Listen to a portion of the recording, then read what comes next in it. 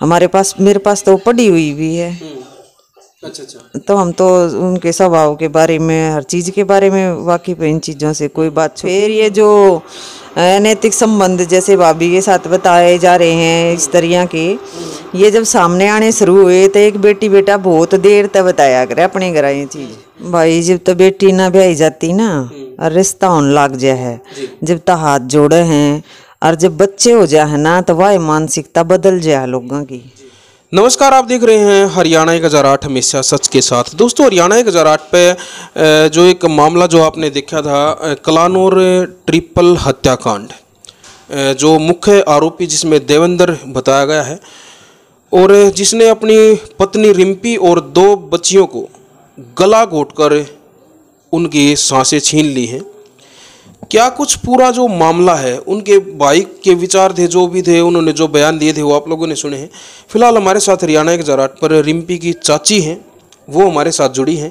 एक बार इनसे जानने की कोशिश करेंगे, क्योंकि महिलाएं हैं और रिम्पी जो है घर में किस तरह की बातें बताती थी, शादी के बाद जो घर में आना जाना होता था वहाँ पे क्या कुछ व्यवहार था। क्योंकि एक लड़की है जो वो सबसे ज़्यादा जो बातें हैं माँ को, भाभी को, चाची को, इन महिलाओं को वो ज़्यादा शेयर करती है। इन्हीं बातों को लेकर जो है हरियाणा 1008 पर हमने उनकी चाची को लिया है। इनके जो है क्या कुछ जो बयान है ये आपके सामने रखती हैं। आप देखते रहिए हरियाणा 1008। नमस्कार जी। राम राम भाई। क्या नाम है जी आपका? मेरा नाम शकुंतला है जी। आप रिम्पी की चाची हो? हाँ, मैं चाची हूँ और मेरा घर बिल्कुल इनके घर के सामने है। अच्छा, परिवार में हो या वैसे पड़ोस में हो? थोड़ा बोला करें ना जिसने, थोड़े में लगते हैं हम। और एक अच्छे पड़ोसी रहे हैं हम, और ये मतलब पारिवारिक रिश्ते हैं? हाँ जी, पारिवारिक हैं जी। रिम्पी को जो है आपकी, मैं एक बार सबसे पहले मैं एक बार एज जानना चाहूँगा आपकी। मेरी भाई 46 एज हो रखी है। 46? हाँ जी। और रिम्पी की एज थी 31 साल? हाँ भाई। तो रिम्पी को बचपन से आप लोगों ने देखा है? हाँ, हमारी गोदी में खेली है, हमारे पास उसकी एज के आसपास की मेरी बेटी है, तो हमारे पास खेलती थी। हमारे पास, मेरे पास तो पड़ी हुई भी है। अच्छा अच्छा। तो हम तो उनके स्वभाव के बारे में, हर चीज के बारे में वाकिफ है, इन चीजों से कोई बात छुपी नहीं हमारे से। तो रिम्पी की शादी हुई होगी, वो दिन भी याद होगा? याद है भाई, क्यों नहीं। वो फार्म हाउस भी याद है, वो सारी चीजें। अब आप जैसे जिक्र कर रहे हो तो आंखों के सामने सारा दृश्य मतलब साफ हो रहा है। वो चीजें, सारी चीजें याद है भाई। बड़ी धूमधाम से शादी की थी रिम्पी की। उसके बाद रिम्पी का आज शादी होने के बाद जब आना जाना रहा घर में यहाँ पे हुआ, तो जैसा कि उसके भाई ने बताया कि कई बार पारिवारिक झगड़े हुए हैं, पंचायत तक हुई हैं। वो क्या कुछ मामला था? आप महिला हो और पारिवारिक रिश्ते हैं, घर में हो, परिवार में हो, चाची हो, हर बात मेरे ख्याल में आपके सामने से गुजरी होगी। जब वो झगड़ा होता था और वो जब यहाँ पे आती थी, क्या कुछ बताती थी? किन बातों को लेके झगड़ा होता था? पंचायतें होने की जो नौबत जो आती थी? भाई जब तो बेटी ना ब्याही जाती ना और रिश्ता होने लग जाए है, जब तक हाथ जोड़े हैं हम तो न्यू रखेंगे, न्यू रखेंगे। और जब बच्चे हो जाए ना तो वह मानसिकता बदल जाए लोगों की। बेटा या बेटी हुए पीछे विचारधारा इसी हो जाए है, अकीब जागी कहाँ बेटी। तो मानसिक और शारीरिक प्रताड़ना मतलब शिखर पर हो जाए आदमियों की।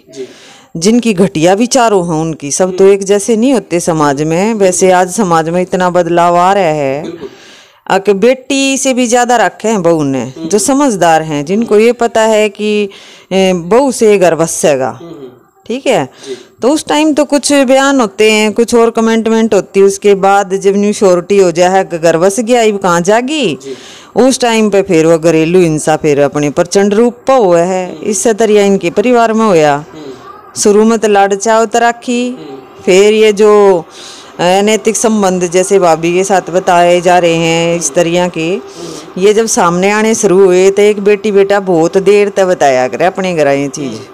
क्योंकि बेटियां है ना जुड़ जाती हैं बहुत ज़्यादा, वो अपने इस मायके से ज़्यादा ससुराल को समझने लग जाती हैं। तो माँ बाप के आगे बहुत देर तक, भाइयों के आगे बहुत देर से, परिवार के आगे उनकी बात ना जाए, उनकी एक पद प्रतिष्ठा बनी रहे, सारी चीज़ें सोचती हैं लड़कियां, ऐसी बात नहीं है।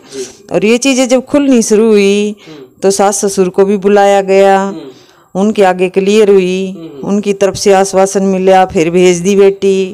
चलो भाई आगे गलती ना होगी, हो जाया करे गलती, कोई बात ना। फिर वो मतलब शारीरिक और मानसिक फिर प्रताड़ना और ज्यादा बढ़ने लगी। शादी के कितने बाद ये चीजें सामने आई थी? भाई देखो सामने तो ये चीज जल्दी आ जाए, अगर ये छुपन वाली चीज तो होती ना है। ठीक है, घर में हर समय वो भी रहती थी, ये भी रहती थी, तो जल्दी ये सामने आ जाए ये चीज तो वही। पर फिर भी एक शर्म हो है, एक हर चीज का एक अपना मान सम्मान हो। उसने सोच का आदमी बहुत कुछ बेटी ने घर में लेकर आवे है, तो इसका मतलब यो है अखद करोस हो जाए है जब लेकर आवे है। और ये बात खुल रहे हैं जब तय कती आदमी का मतलब सब कुछ दाव पे लाग जाए है। तो बेटी ने जब घर बताई है और ये बात हुई है आदमी हम बैठ के, और फिर भी उनके ससुराल वाले की बात को सर्वोपरि रखते हुए बेटी को कई बार भेजा गया है। फिर उन्होंने पता नहीं क्या उनके मन में चला, उन्होंने फिर बेटी को कलानौर शिफ्ट कर दिया। उसके बाद फिर उन्होंने धीरे धीरे किनारा करना शुरू कर दिया। जब उनको ये पता था कि आपका बेटा इस मानसिकता का शिकार है, इस चीज का, ये एक बुरी आदत आपके बेटे में है, तो जो बेटी गर्भवश आ रही है उसका सपोर्ट करना चाहिए। हाँ, उसको अकेला कैसे छोड़ सकते हैं हम, क्योंकि उनको पता है कि ये बेटी इसमें ये गुण है और इसमें ये अवगुण है, सबको पता होता है, चाहे बेटा हो या बेटी हुई, तो उसका सपोर्ट करना चाहिए था हर जगह। उसको अकेला छोड़ दिया, यानी कि उसको बढ़ावा दे दिया आरोपी को। अब इसके साथ तू जो चाहे जो कर सकता है। रही दूसरी बात घरा ना बात करने देने की, जो माता पिता पाले हैं पोसे हैं, इतने लाड प्यार चाव से बच्चे का सारी चीज करे हैं, उसके पीढ़िए भी दिए हैं, उसकी शादी भी करी है, बेटी का सारे रंग चाव करे हैं, उससे जब बातचीत करने के लिए भी रोका जा है तो इस तो घटिया मानसिकता की होगी। अच्छा, कलानौर जब शिफ्ट हुए ये कलानौर आने के बाद क्या वहाँ से भी कोई इस तरह का कोई झगड़ा हुआ कि रिम्पी वहाँ से भी मायके आई हुई हो? हाँ, आती थी, कई बार आई है, बातचीत भी होती थी। वैसे वो हसमुख स्वभाव की थी, ऐसी नहीं थी वो ज्यादा देर बात को दिल पे ना लगाने वाली लड़की थी, हसमुख रहती थी। कलानौर में आने के बाद रिम्पी का और देवेंद्र का वहाँ पे शिफ्ट होने के बाद क्या कुछ व्यवहार रहा? कुछ वहाँ से गांव से आने के बाद कुछ थोड़ा बहुत बदलाव महसूस हुआ या फिर और ज्यादा जो है परेशानियां बढ़ी? देखो, जो एक घटिया मानसिकता होती है ना जी, वो धीरे से नहीं बदलती जी। जब पूरा परिवार अगर लड़की के सपोर्ट में खड़ा होता तो शायद उसमें गुंजाइश थी, पर वो पूरे परिवार ने किनारा कर लिया धीरे धीरे। जैसे जेठ अपने बच्चा ने लेकर अपने चला गया, सास ससुर अपने गांव में कम आना जाना कर दिया, धीरे धीरे एक तरह से किनारा कर लिया।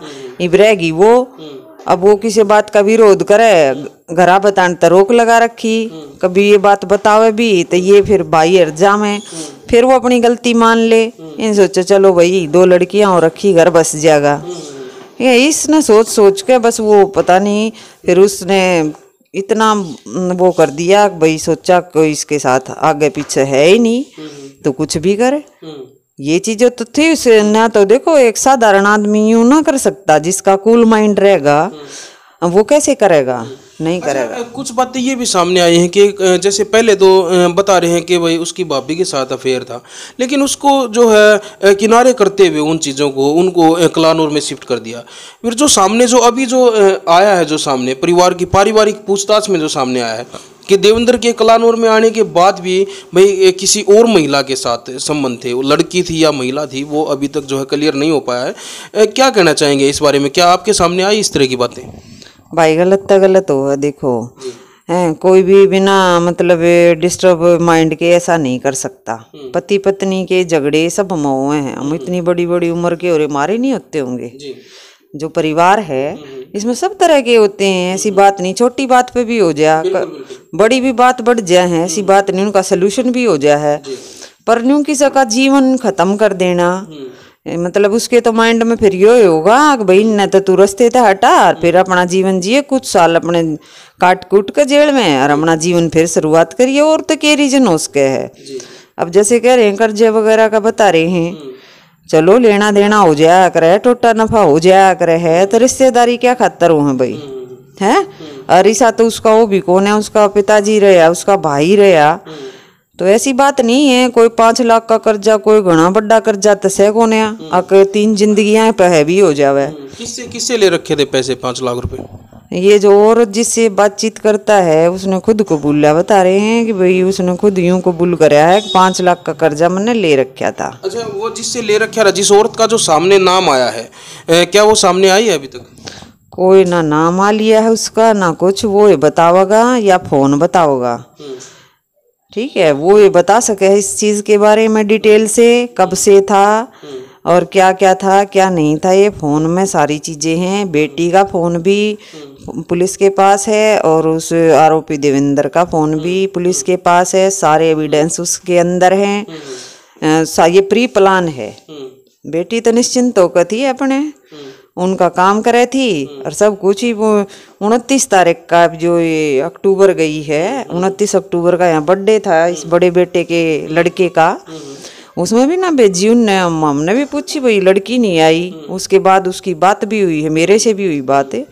मैंने कहा बेटी आए नहीं आप, आज शाम को आ जाते, कल सुबह चले जाते जल्दी। बोली चाची काम का टाइम चल रहा है, इसने मना कर दिया। तो देखो ऐसे पारिवारिक जो उत्सव होते हैं उनमें तो भेजना चाहिए बेटी ने। बेटी का भी एक चाव हुआ है, तो इस तरह की पाबंदियां लगाना बेटियों पे, ये एक घटिया मानसिकता का ही संकेत है, और तो कुछ है नहीं। रही बात उनके ससुराल वालों की, कह रहे हैं कि वो डिप्रेशन में था, उसको मानसिक बीमारी थी। तो देखो मानसिक बीमारी है तो ये कोई सरुमइब्बत हो ही ना होगी। अगर मान लीजिए वो भी गीत है तो अपने बेटे का ब्याह करने की टाल मारते। आज भी नाश कर दिया उसने तय घटिया मानसिकता के चलते। तो अपने का टाल मारते ब्याह करने की। ये 3 जिंदगियां का यो जो पाप करया है, यो इसमें ये सारे लिप्त है। कैसे भगवान के आगे अपना मुंह दिखाओगे? ये भी इसमें बराबर रूप से गुनाहगार हैं। इसके माता पिता भी, इसका भाई भी, भाभी भी, ये सब बराबर रूप से इसमें शामिल हैं। पल्ला नहीं झाड़ सकते ये, क्योंकि समाज में रहने वाला हर कोई जानता है कि अगर परिवार के एक बंदे में कोई गुण है या अवगुण है तो उसको कैसे डील किया जाए है। उन बच्चों को वहां से हटा के कलानौर बैठा दिया और फिर आप भी दूर हो गए उनते, तो यो कोई समाधान नहीं था इस चीज का। उनकी रुखाड़ी बैठना चाहिए बड़े ने। बिल्कुल। देखिए अभी इस मामले में जो है 5 लोगों को के नाम जो है FIR में उसमें लिखवाए गए हैं। जैसे देवेंद्र है और 4 लोग और हैं जो घर के जो सदस्य हैं, और एक महिला जो अज्ञात जो महिला जो बताई गई है, जिसके बारे में जो एक शक आधार पर जो बताया जा रहा है कि किसी के साथ जो है लव अफेयर था इनका, जिसके कारण जो है इस तरह की घटना घटी है। अभी तक देवेंद्र अरेस्ट हुआ है, मौके से उसको अरेस्ट किया गया है। बाकी के सदस्य अरेस्ट हुए हैं या नहीं हुए? कोई अरेस्ट नहीं हुआ भाई, आरोपी देवेंद्र के अलावा।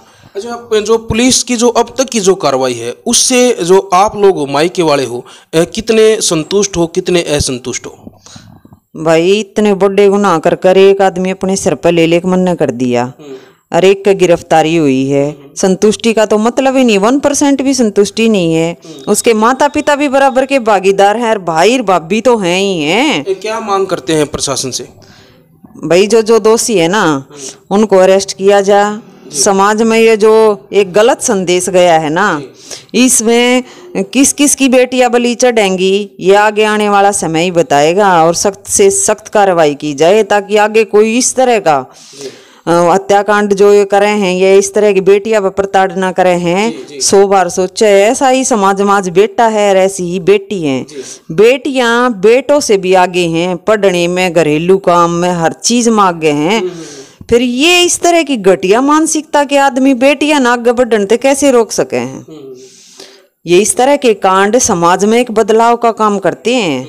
अगर इस तरह का हत्याकांड करने के बाद भी आदमी अगर फ्री घूमेगा ना कुछ साल के बाद, तो बेटियां है ना आगे आने वाले समय में है ना, मैं भी एक बेटी हूँ, मैं अपनी सोच बता रही हूँ, मेरी व्यक्तिगत राय है, बेटियां नाट जाएंगी ब्याह करने ते।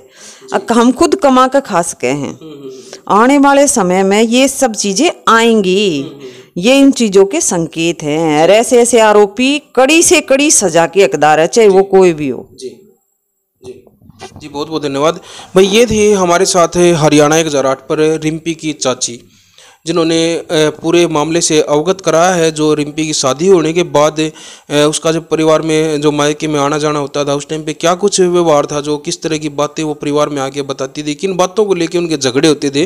और जो आज जो पूरा जो मामला था, जो झगड़े जो बार बार जो परिवार में चल रहे थे, उनका जो अंजाम जो आज साफ देखने को मिला है। अगर समय रहते परिवार जैसी जिस तरह से चाची जी जो बता रही हैं, अगर समय रहते जो परिवार है और भी सदस्य होंगे, रिश्तेदार भी होंगे, अगर इन बातों पे वो कंट्रोल करते तो शायद आज जो है रिम्पी और उसकी दोनों बेटियां, मासूम बच्चियां जो वो हमारे बीच में होती और इतनी बड़ी घटना जो है ना घटती। अभी जो है अगली जो अपडेट मैं आपको बता दूं, रिम्पी के जो छोटे भाई हैं उनसे हम बात करेंगे। आप जुड़े रहिए हरियाणा एक हज़ार 8 पर। उनसे जो बात हम करेंगे वो भी मैं थोड़ी सी आपको बता दूं कि जो बताया जा रहा है, अभी तक जो सुनने में आया है कि जो देवेंद्र है वो पुलिस के द्वारा मौके से अरेस्ट किया गया है। लेकिन अभी तक पारिवारिक जो बातचीत में जो जानकारी में जो सामने आया है कि देवेंद्र बार बार अपने बयान जो है वो पलट रहा है। वो किस तरह से बयान पलट रहा है, क्या बयानबाजी वो बार बार कर रहा है, इन्हीं बातों को लेकर हम रिम्पी के छोटे भाई से चर्चा करेंगे। इस खबर को आप ज़्यादा से ज़्यादा शेयर करना और जुड़े रहना हरियाणा एक हज़ार 8 पर। तब तक के लिए मैं लेता हूँ इजाज़त। हरियाणा एक हज़ार 8 के लिए कैमरामैन अनिल कुमार के साथ में दिनेश कुमार। जय हिंद, जय हरियाणा।